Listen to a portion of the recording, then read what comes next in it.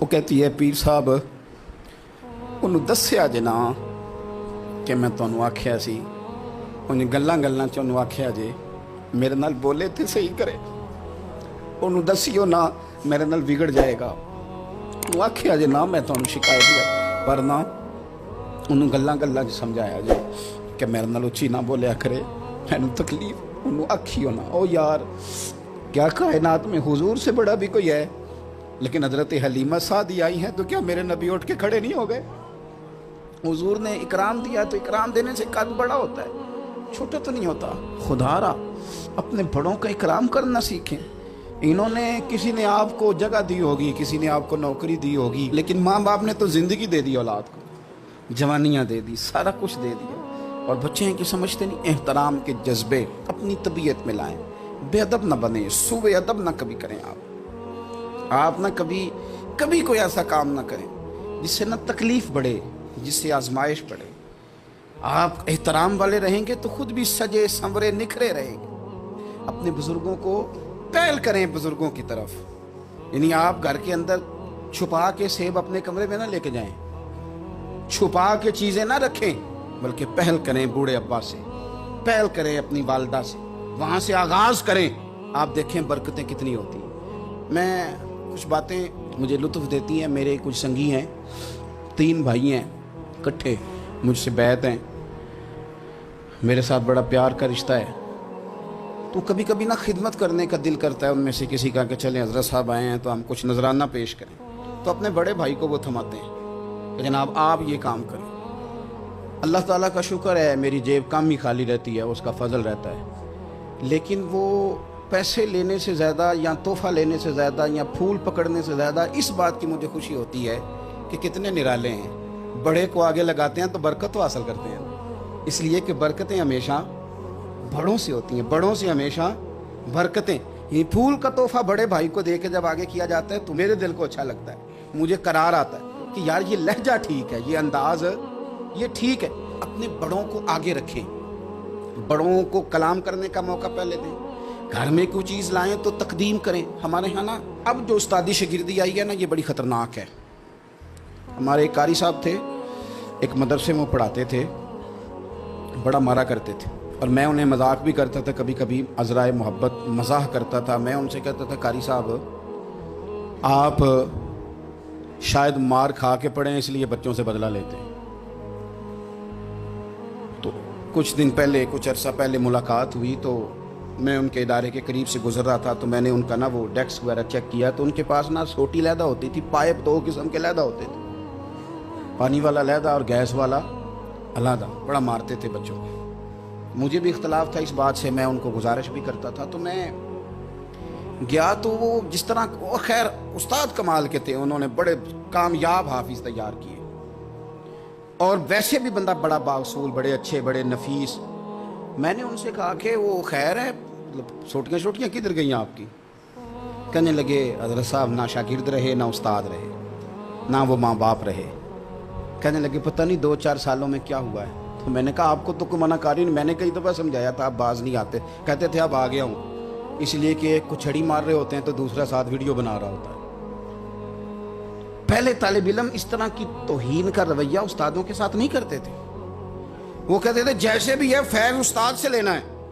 اب آپ ذرا گھور کے دیکھیں تو کہتے ہیں لاؤ کتابیں جا رہا ہوں بڑے مدرسے بڑے کالج بڑے اسکول میں نے اپنی زندگی میں دیکھا کہ ہمارے بڑے کہتے تھے کبھی گھر کے بتاتے ہیں نا استاد جی نے مارا ہے تو کہتے تھے کسی غلطی سے مارا ہوگا اور اس طرح کے سخت لفظ بولتے تھے کہ ہمیں لگتا تھا کہ ہمارے بزرگ ہمارے ساتھ زیادتی کر رہے ہیں وہ کہتے تھے کہ مینو ہڈیاں چاہیے نے پڑھیا ہوئے یہ لفظ کر کہتے تھے میرے ابا جی میری اماں ہڈیاں دیا جی سانو پر دیا جی پڑھیا اب کیا ماحول ہے ڈر آتا ہے بچے گھورتے ہیں ان کی اماں آ کے کہتی ہے تو 8,000 کا مولوی ہے میرا 1.25 کروڑ کا بچہ ہے تیری طاقت کیسی ہوئی چودھری کے بچے کو ہاتھ لگانے کی اتنی تیری جرت کہ تم نے میرے بیٹے کو ہاتھ لگایا ہے کروں گی نا کل بندے اکٹھے تیری کراؤں گی چھوٹی مسجد سے تو اتنی تیری طاقت کہ تو میرے بچے کو مارے ہم نے نا پرموٹ کی چیزیں پرموٹ حضرت خواجہ حسن بصری رحمت اللہ علیہ فرمایا کرتے تھے ادب نہ ہو تو علم آ ہی نہیں سکتا اس لیے کہ کتابیں رہنمائی کرتی ہیں کتابوں کی ترجمانی تو استاد نے کرنی ہے تو اگر آپ وہ احترام ہی نہیں ہے، وہ طبیعت ہی نہیں ہے، وہ ذوق ہی نہیں ہے، سیکھنے کا وہ خاص جذبہ ہی نہیں ہے. ہمارے صاحب رحمۃ اللہ علیہ فرمایا کرتے تھے بہت سارے لوگ بڑے بڑے درویشوں کے پاس جا کے خالی آتے ہیں. حضور کیوں؟ فرماتے تھے اس لیے کہ کشکول سیدھا نہیں کرتے، پیالہ سیدھا نہ ہو تو خیرات آیا نہیں کرتے، ادب نہیں کرتے، احترام نہیں کرتے، پیالہ سیدھا نہیں کرتے. پیالہ سیدھا نہ ہو تو وہ تو جو دینا ہو وہ بھی نیچے گر جاتا ہے. احترام. ایک شخص نے نا حضرت سیدنا امیر معاویہ رضی اللہ تعالیٰ عنہ سے کہا کہ میں نے زیارت کرنی ہے حضرت امام حسین رضی اللہ تعالیٰ عنہ کی، مدینہ شریف جا رہا ہوں، میں نے ان کو پہلے دیکھا نہیں ہوا، تو مجھے بتائیے امام علی مقام رضی اللہ تعالیٰ عنہ کو میں کیسے پہچانوں گا؟ تو ابن عساکر دیکھیے گا حضرت امیر معاویہ رضی اللہ تعالیٰ عنہ فرمانے لگے تو مدینہ شریف جانا، ایک شخص لوگوں کے حلقے میں بیٹھ کے لوگوں کو دین پڑھا رہا ہوگا، مسجد نبی میں وہ چمکتا ہوا چہرہ لوگوں کو قرآن و سنت کی تعلیمات سے روشناس کر رہا ہوگا، اور فرمایا اس کے ارد گرد لوگ اس ادب سے بیٹھے ہوں گے کہ جیسے ان کے سروں پر پرندے بیٹھے ہوئے ہیں، ذرا حرکت کی تو پرندے اڑ جائیں گے.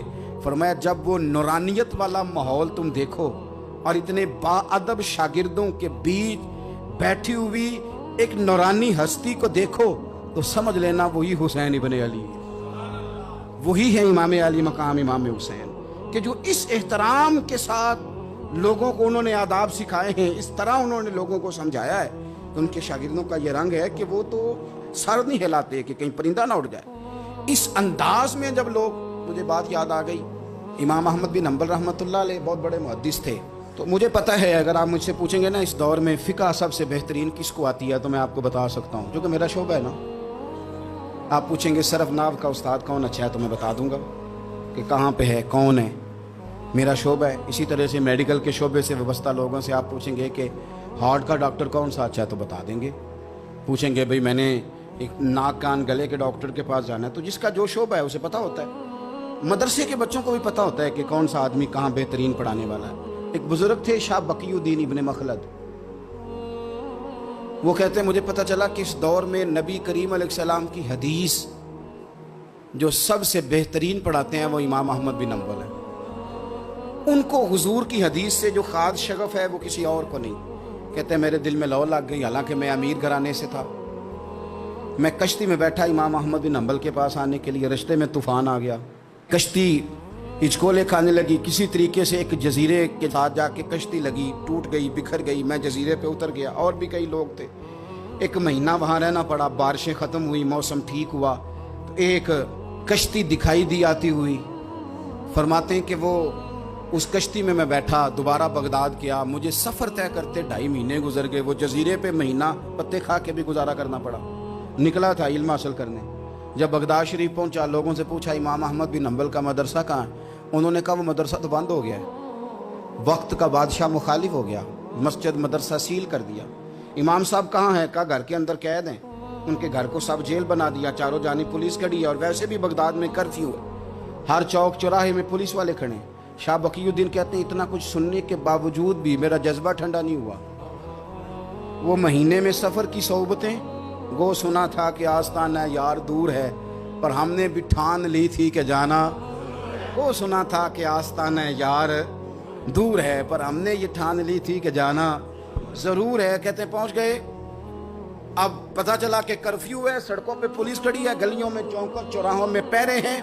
امام صاحب تک تو جا کوئی نہیں سکتا. کہتے ہیں میں نے ایک شخص کی منت کی، میں نے کہا کسی طریقے گاڑی بتا. کہنے لگا میں اشارہ بھی نہیں کر سکتا، سخت حالات ہیں. وہ کوئی طریقہ. میں نے جب زیادہ تڑپ کے کہا تو وہ شخص کہنے لگا میں ان کے گھر کے قریب تجھے لے جاؤں گا اور گزرتے وقت صرف آنکھ کا اشارہ کروں گا. کہتے ہیں میں نے کہا یہ بھی ٹھیک ہے. ان کے گھر کے تیری تلاش میں پھرے نا ہم جنگل پہاڑ اور دشت میں. ان کے دروازے کے قریب اس نے اشارہ کیا. شاہ بقی الدین کہتے ہیں کہ میں گھر دے کے آ گیا واپس. اب میں سوچنے لگا کہ کیسے امام صاحب تک پہنچنا ہے. بڑی تجویزیں سوچیں، بڑی تجویزیں، کام والا بن جاؤں، پھیری لگانے لگ جاؤں. پھر سوچا کہ اگر میں کچھ بیچوں گا ریڑھی پہ رکھ کے تو کوئی خریدنے نکلے گا، کوئی نہیں نکلے گا. کس طرح کروں، کیا کروں، بڑی سوچیں. بالآخر میں نے طے کیا، اللہ اکبر. میں نے نہ کپڑے پھاڑ لیے، امامہ اتار دیا، फरमाते हैं कि एक प्याला मिट्टी का खरीद के गले में रस्सी से बांध लिया और इमाम अहमद बिन हम्बल की 3 गलियों पीछे मैंने दरवाज़ा दरवाज़ा सदा लगानी शुरू की, फ़कीर हूँ, अल्लाह के नाम पे लेने आया हूँ। कहते हैं एक एक दिनार मांगते मांगते मांगते मांगते आजम यार मनाउन दिखातर असा की पेश बटाए। कहते हैं मांगते मांगते ना मैं इमाम अहमद बिन हम्बल के दरवाजे तक आया। अमीर घर का बच्चा था, बड़े पैसे जेब में होते थे। इमाम के दरवाजे पे सदा लगाई, कोई है अल्लाह के नाम पे देने वाला? कहते हैं नूर भरा दरवाजा खुला, एक गोरे मुखड़े वाला, सफेद दाढ़ी वाला, सोने इमामे वाला, चमकदार आंखें, नूरानी शबाहत।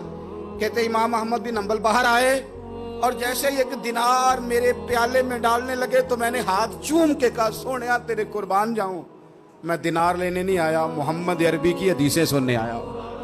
कहते इमाम की भी आंखें खुल गई, कहने लगे इस हाल में आजम यार मनाउन दिखातर साकी की पेश बटाए का हुजूर क्या करता, यही एक तरीका रह गया था, मैं तो कहाँ से चला हूँ, कहाँ पहुँचा हूँ, क्या करूँ। इमाम साहब फरमाने लगे फिर मैं भी बड़े दिनों से परेशान था, कोई सीखने वाला नहीं मिल रहा था, तू मिल गया। कहने लगे हुजूर मैं रोज़ आ जाऊँ फ़कीर बन के, आप जितना चाहें 2 4 5 मिनट में मुझे हदीसें सुना दें, मैं अगले दिन याद कर आया करूँ। कहते 2 साल लग गए, शागिर्द कहाँ मिलेंगे ऐसे, कहाँ मुरीद मिलेंगे, गुजर गया दौर। कहते हैं कि मैं ना हर रोज फ़कीर बन के जाता, 3 गलियां पीछे मांगना शुरू करता, कुछ हक ना करे। 2 साल दरवाजे पे जाता, आगे प्याला करता, इमाम 1 दिनार डालते और मुस्तफ़ा की हदीसें सुनाते। कहते हैं हालात बदल गए, 2 साल के बाद हुकूमत बदल गई, इमाम का मदरसा बहाल हो गया, रश हो गया। बादशाह बड़ा अकीदतमंद था, जो नया आया उसने बड़ा करके इदारा बना के दिया। जिस दिन मैं गया तो रश लगा हुआ था। कहते हैं हालात बदले तो हमने भी कपड़े बदले, हमने भी कपड़े बदले, हमने भी दोबारा से दस्तार बांधी। और कहते हैं बड़े लोग बैठे हुए थे, मैं जब दाखिल हुआ ना तो इमाम उठ के खड़े हुए। आप फरमाने लगे पुत्र इधर आ, तू आगे आके बैठ, लोग दीन सीखने आते हैं, तू तो फकीर बन के मांगने आया था। और मैं भी बाकियों को पढ़ाया करता था, तुझे मैं दिया करता था, और अब बाकी पढ़ा करेंगे, तुझे दिया जाएगा, और आज तुझे सीने से निकाल के दिया करूंगा। जमाने बदल गए, हालात बदल गए, वो शख्स चला गया, कौन हुक्मरान था कौन नहीं था, लेकिन उस्ताद शागिर्द के अदब की दास्तान कयामत तक बाकी।